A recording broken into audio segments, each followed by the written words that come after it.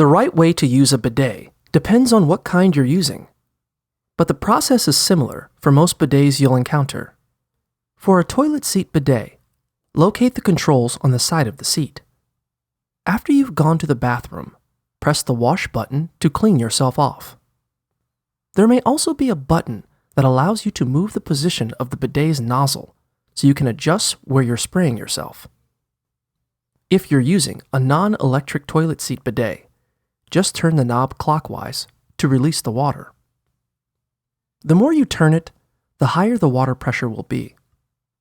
Toilet seat bidets may also have controls that let you change the temperature of the water.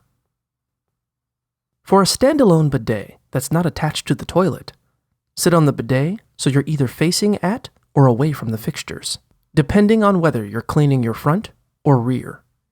Then, turn one of the knobs to release hot or cold water once you're positioned over the jet. Whichever kind of bidet you're using, spray yourself for 20 to 60 seconds to make sure you're all cleaned off.